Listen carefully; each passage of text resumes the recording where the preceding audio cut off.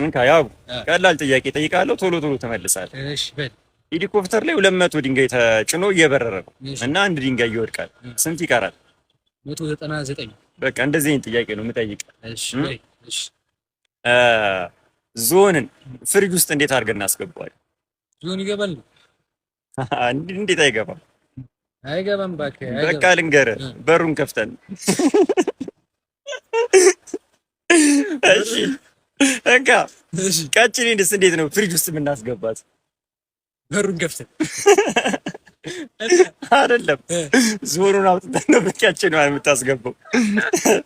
እሺ እንካ የአንበሳ ልጅ ልደት ሊከበር አንበሳ ሙሉ አራዊትን ጠራ ማለት ነው። እሺ እና አንድ እንስሳ ቀረ።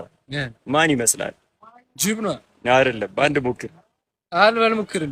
እሺ ቀጭኔ ናት። ቅድም ፍሪጅ ውስጥ አልገባችም።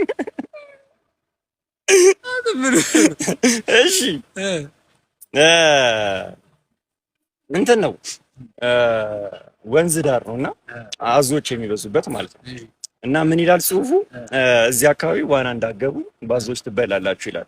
አንድ ልጅ ግን ዘላ ገብታ ዋኝታ ምናምን ቆይታ ወጣች ማለት ነው። ምንም ሳትሆን። እንዴት ምንም ሳትሆን ወጣች? በቃ እድሏ ነው። አይደለም፣ አንድ ሞክር፣ የመጨረሻ። እሺ ልንገርህ፣ ዞኖች እንደዚህ አዞቹ የአንበሳው ልጅ ልደት ጋር ሄደዋል። ኧረ አንተ ልጅ ተው። እሺ አንድ እንኳን መልስ እንጂ የመጨረሻ ጥያቄ። ግን ከወጣሽ በኋላ ሞተሽ ማለት ነው። እንዴት ልትሞች አለች? በምን ምክንያት ሞተች?